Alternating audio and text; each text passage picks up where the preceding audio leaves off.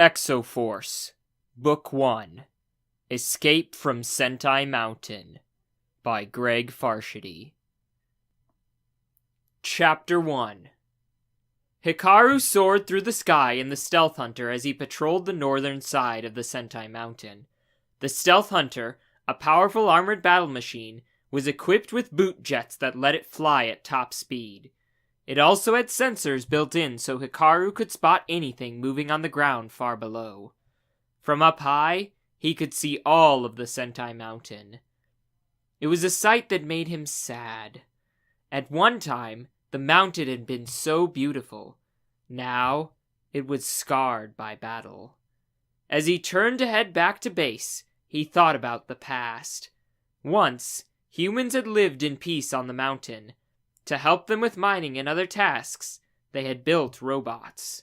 The robots could go where the humans could not, lift heavy loads, and do dangerous tasks in place of humans. Then, everything went terribly wrong. The robot miners turned evil and rebelled against the humans. Great battles took place as the robots tried to seize control of the mountain. The energies unleashed were so powerful that they split Sentai Mountain in half. It was only with great effort that the humans were able to drive the robots away. The robots were forced all the way down to the bottom of the gorge between the two halves of the mountain. With the robots gone, peace returned to the settlements, and bridges were built to link the two sides of the mountain together again. But no one believed the danger was really over.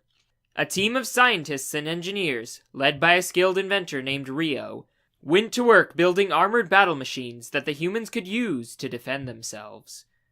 Hikaru snapped back to attention as his flight path took him into a dense cloud bank. In the early days of the battle machines, he would have been flying blind. Fortunately, improvements were made to the armored suits all the time, including high-tech sensors. Hikaru checked his sensor readouts, and saw that there were no obstacles in his path. He looked away from the sensor screen without noticing that it had showed something approaching him from behind. Hikaru thought again of the past. Those who had believed the humans of Sentai Mountain were still in danger were right. The robots had been defeated, but only temporarily. Well, at the bottom of the gorge, they repaired themselves and their battle machines and prepared to strike again. It happened on a bright, clear summer morning. Villagers on the southern half of the mountain heard the frightening sounds of turbojet engines and clanking armor. Then, the robot army appeared on the horizon. Powerful sentries led the way, followed by the flying fire vultures and the massive thunder furies.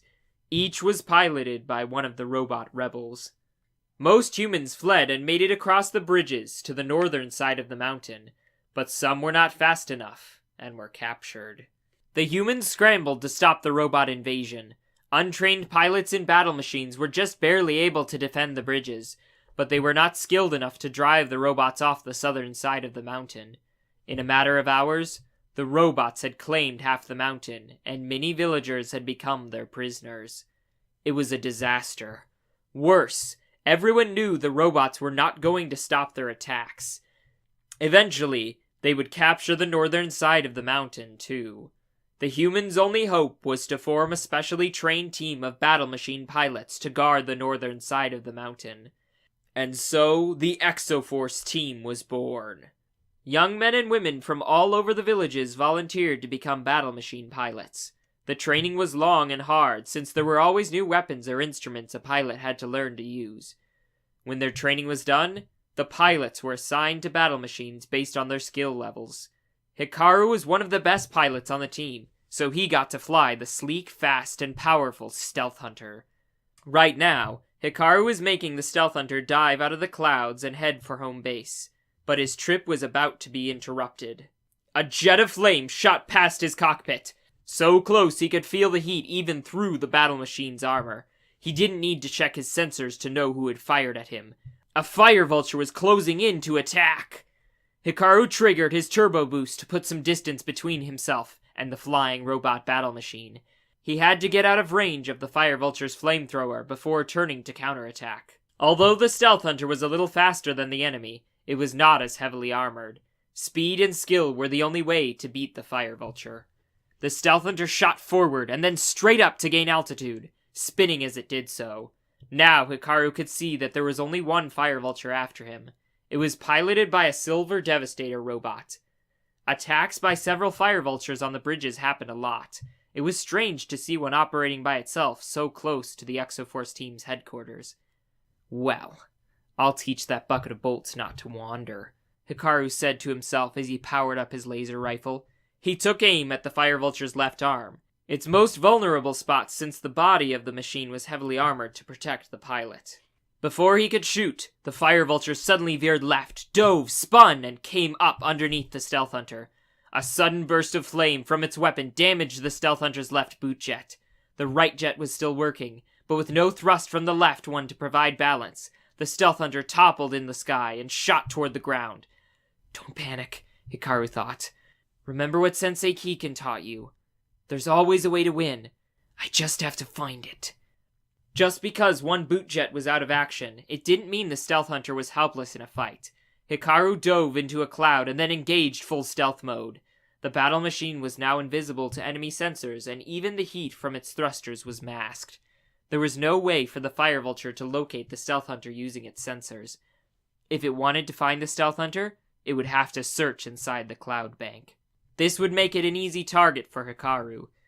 While hidden in the clouds, Hikaru picked up bursts of static over his communication link. That could only mean the robot pilot was sending a transmission, calling for reinforcements.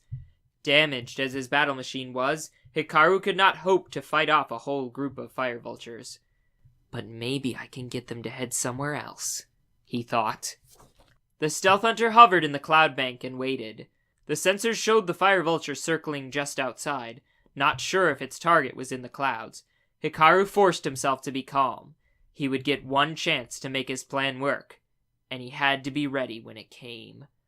The robot pilot made a decision. It wasn't going to wait for help. Instead, it steered the Fire Vulture into the cloud. This was what Hikaru had been hoping for. Hikaru spotted the Fire Vulture, took careful aim with his laser rifle, and fired. Take that, tin head! Hikaru yelled. His shot severed the cable that fed energy from the Fire Vulture's power source into the battle machine. The robot battle machine was now powerless.